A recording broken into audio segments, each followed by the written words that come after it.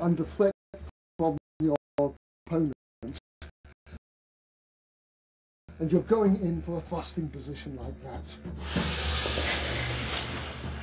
What began as slave fights had evolved into a heavily ritualized spectacle combining art, theatre and lethal sport.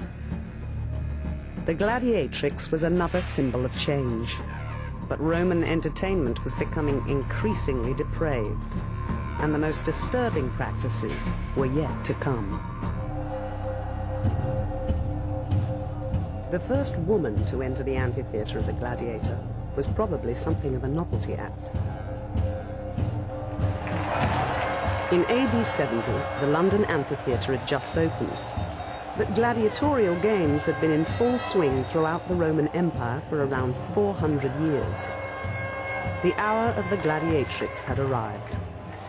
In the quest for novelty to satisfy the crowd, organizers had already added animal fights to the contests of man against man. Variety was now the order of the day. It became a greater and greater spectacle to try and make the performance more exciting than the last one. We have sources which describe hundreds of wild animals, from Africa, from Syria, from all parts of the empire, bringing in stags from Britain, for example, and mixing them in different combinations. So there was a sort of experiment going on there all the time, and you'd want to do better, because obviously people they remember what the last games were like, and they'd be looking for some novelty. Historical records show that the seats were full by mid-morning, as citizens and slaves crammed into the stands to watch the day's action.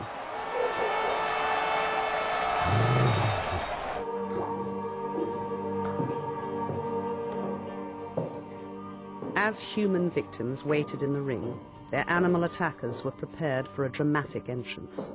There was a vast network of machinery and hidden trapdoors underneath amphitheatres, like this one at Trier in Germany.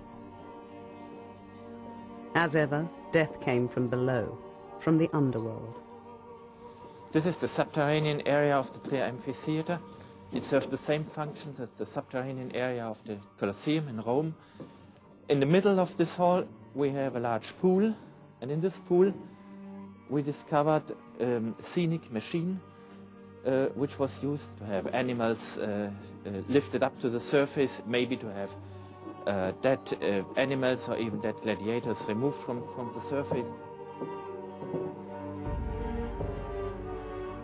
In the Roman period, when there were games, there must have been a very impressive atmosphere downstairs. It was dark, it was wet.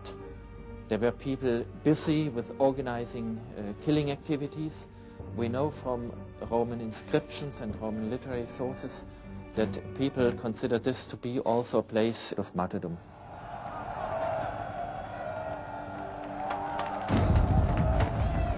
But historical records suggest that some women escaped the fate of these helpless victims. In the 1st century AD, the Emperor Domitian had women fighting after dark by torchlight. Since the special thrill of mortal combat was usually saved for last in the amphitheatre's running order, it appears that these women were taking on a more powerful role. As female gladiators, they had become the main attraction. The accepted academic view of the Gladiatrix as a sexual sideshow is about to be turned upside down. A clue to the puzzle of the Halicarnassus stone relief is suggested by Kathleen Coleman. There are various details here which show us that we're dealing with real, formally trained gladiators. One is the fact that they are equipped in regular gladiatorial costume and they're in the stance of regular gladiatorial combat. There's nothing mocking about their attire, and there is nothing wimpish about their stance either.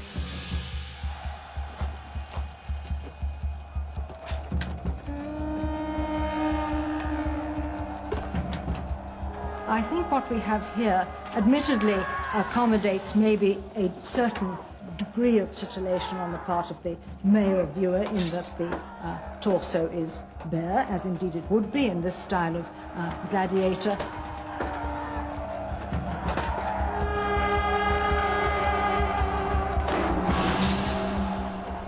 A new interpretation of the most puzzling aspect of the carving challenges the notion that these women were simply novelty acts.